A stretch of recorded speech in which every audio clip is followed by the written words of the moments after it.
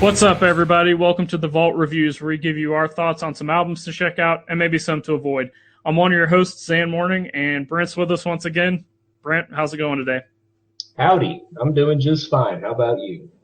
Howdy, folks. Let's raise and rope Broncos. That's out of Wayne's World, if you didn't know. We're not going to review Wayne's World, but that's a good idea. We should do that sometime. Today, we're gonna review an album from a band that, Brent, you actually introduced me to, whether you know it or not, years and years and years ago. And that band's In Flames. The album we're going to do today is Soundtrack to Your Escape, which was a 2004 release. Brent, I'll give you the floor on this one because you brought it to me, and you actually told me about the band years ago, so go ahead. Oh, right. I didn't know I'd actually introduce you to this, so that's I'll take that because normally it's the other way around, so.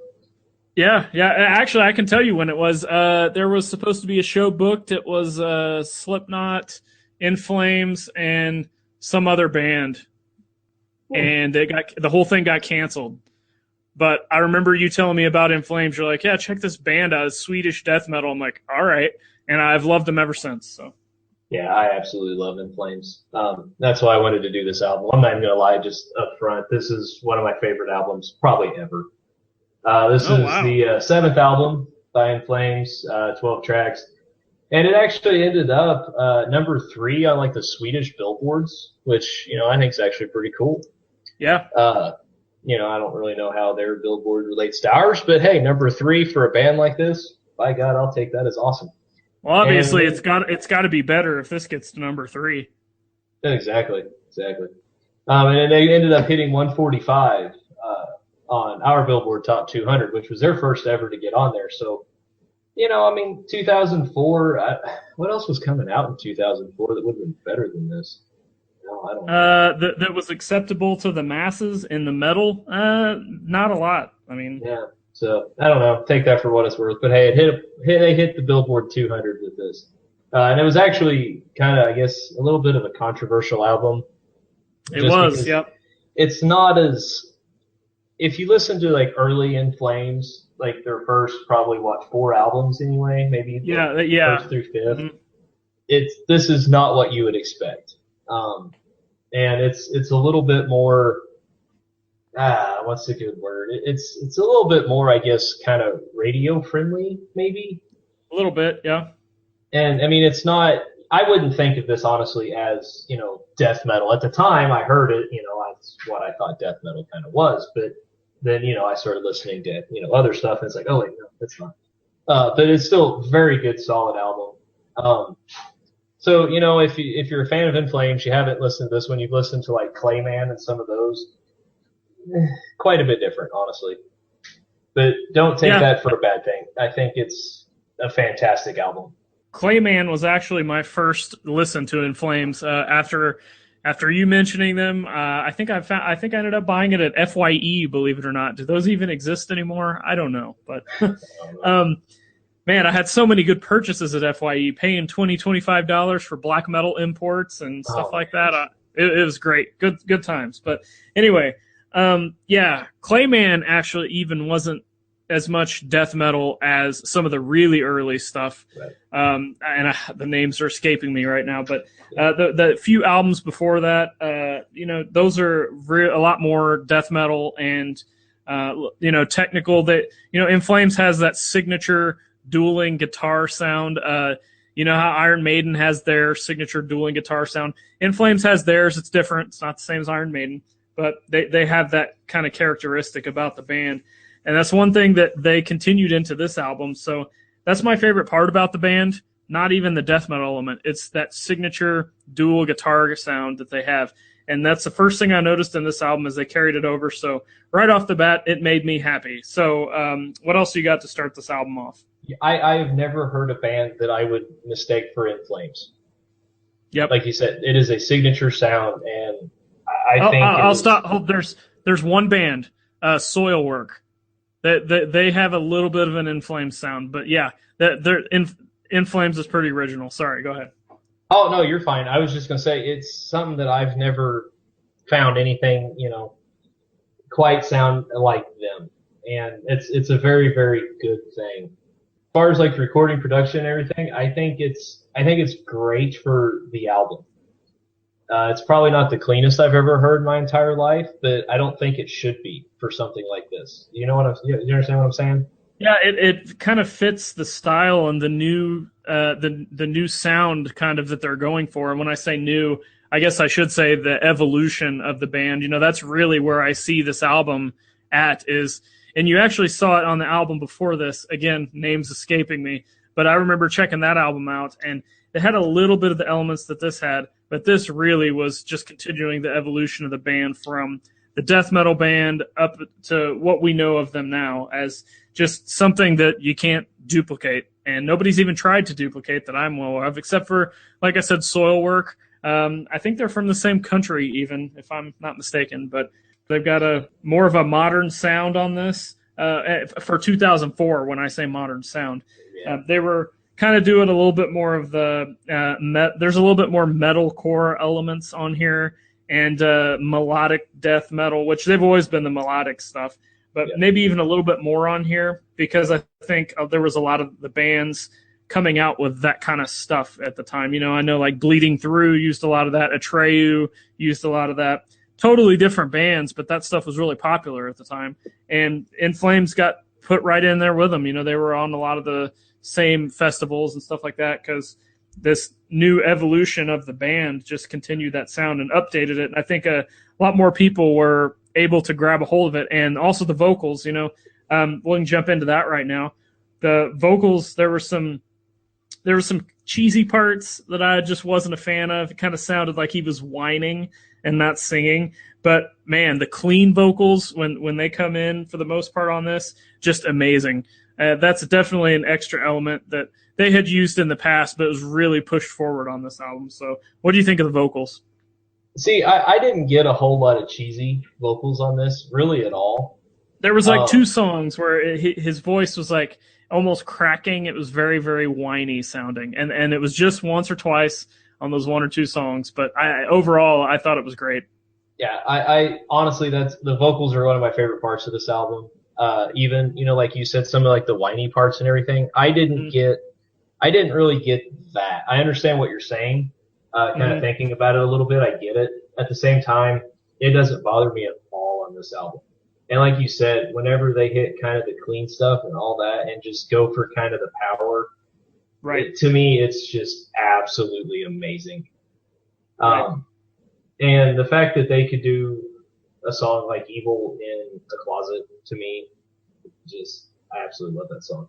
But no, as far as the vocals and everything, it's very unique vocals. If you haven't heard In Flames, he's got a very unique voice. And even in everything they've done, it's very, very unique. And I think always very well done. I would actually put just the quality of vocals up just not too awful far from Burton out of Fear Factory as far as like my favorite vocals. That's a pretty good comparison as far as the style because both of those guys have a pretty good like scream, if you want to call it that, and they both have fantastic clean vocals as well. Yeah, and so I mean, and honestly, the music's not. It's. I can't say they're similar, but they're not necessarily dissimilar either. So if you're a fan of Fear Factory and stuff, and you haven't checked out In Flames, definitely do that. Well, speaking of that, I'll mention something else. Is this album had a lot of electronic elements too. Speaking of Fear Factory, they had kind of dabbled with some of that in the past, but that was one thing I actually really liked on this album. Yeah, and that was actually what I was getting ready to say next. Is there are some kind of electronic elements. There's some like just weird kind of industrial noises and sounds on this that they're not overpowering to the music at all, but they add like a nice little kind of nuance to it and just kind of break up the songs. Because a couple of them, they can get a little kind of samey, I guess. They sound kind of very repetitious, but sometimes it's the little bitty things that they do, like some of the industrial noises, a little bit of change with the vocals, like you said, the guitar work and everything, that kind of helps break some of that up. But the album does tend towards a little. You would be hard pressed to tell one song from another at certain times. And yeah, and I don't think it's really bad, but you can there's maybe 4 or 5 songs on here that all kind of sound the same. Yeah, and that's what I was getting at. I personally, it doesn't bother me. The quality is high enough throughout the entire thing that it honestly doesn't bother me a bit. But to somebody who may not relate to some of the stuff on this album and everything as much as I do, I could see where it would bother people, where they're like, "Oh, this song sounds the exact same." And it's like, yeah, well, dig into the lyrics, dig into kind of some of the more subtle nuances of the songs, and I think it breaks it up and makes each song, actually pretty decent. Do you have anything else on the music or anything? Or vocals? No, I mean, just that they, like I said, they kept their signature sound, but they definitely were evolving as a band. And there are a couple of riffs on here, like the main riffs of the songs, that are definitely memorable. Like, I would put some of these riffs up against their like early years riffs any day. Like, they're just as good, if not better than some. So, like, maybe the whole album won't be for everybody, but if you like In Flames, no matter what album you pick up to start with, there's those key riffs that are very, very memorable. Like, the one that stands out to me is the main riff off of Clayman on the song Pinball Map. That's the first song I ever heard, and it was because of that riff, the riff and the dueling guitar sound. It just stood out to me like crazy. And there's a little bit of that element in this album and every album. That's one thing I like about them. They keep that consistent sound, even though they might evolve. Maybe they go death metal, maybe they go a little bit more electronic, mix it up, but they always have that signature sound. This album continued that as well. So that's pretty much it. I think I summed up everything on my end. So. Yeah, I mean, as far as musically and everything, I agree. There's some really great stuff. And I just, to be honest, I was hooked when I heard the very first song, Friend. When I heard Quiet Place, I was absolutely, completely enthralled. And by the time I got to Evil in a Closet, this is honestly one of my favorite albums to listen to.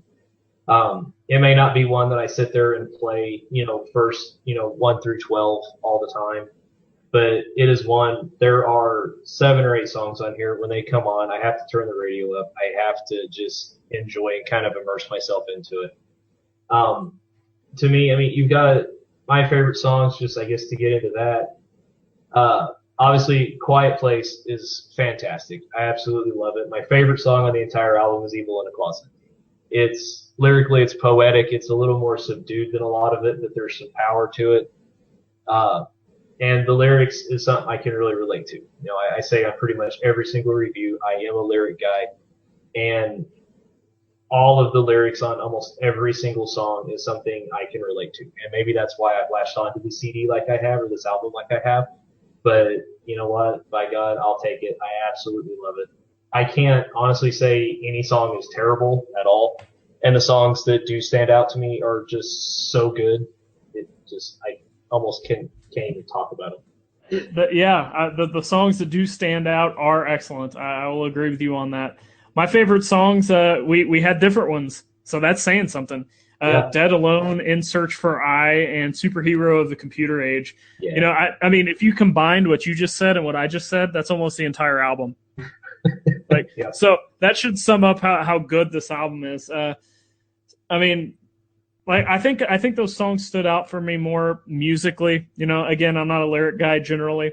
Yeah. But that's pretty much my favorite songs. And between you and I think we pretty much both enjoy the whole album. So anything else before we get on to the ratings?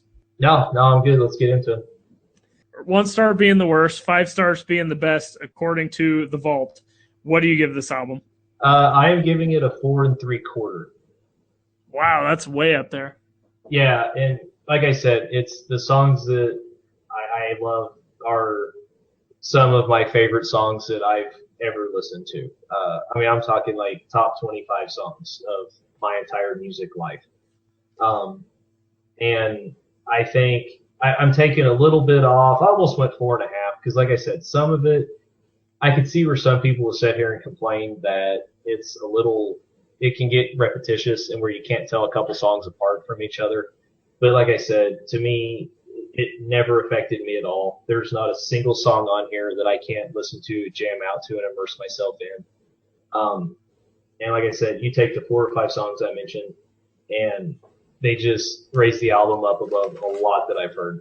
I'm going to give this a 4 because the repetitious thing was definitely a part of me having to bring it down a little bit. And then I think there was maybe one song that I just absolutely didn't like, and I'm trying to remember what it is, and I can't. But that's the only thing that kind of put it down for me. If I was to only give it a 4 for anything, like I said, that traditional sound that they use in the guitars shines through on this album despite anything else. And some of the riffs might be a little bit slower, not as technical as some of the stuff in their past, but they still have that same sound. So yeah, excellent album, and I highly recommend you check it out. So Brent, anything else before we close? No, just be sure to check it out. There's a lot of lyric videos and stuff on YouTube when you go to check it out, and I think the lyrics are a big part of this album, especially to me. There's kind of a poeticism that ties into like the whole soundtrack to your escape, and it's something that to me the whole thing comes together as a whole, and I think it's fantastic. So just be sure to check it out. If you're a fan, if you've heard In Flames, maybe you heard this one was a little too mainstream or whatever, just be sure to check it out. Give it a chance. I think it's absolutely awesome. And if you've never heard of In Flames, I think this is an album to start with, because I think it's absolutely.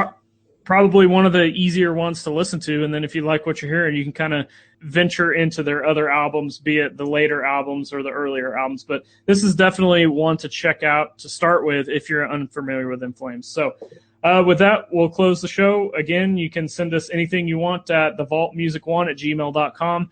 We're on Twitter at thevaultmusic1, facebook.com/thevaultrvws. And, of course, you can check us out on YouTube and Podomatic. Just search The Vault Reviews.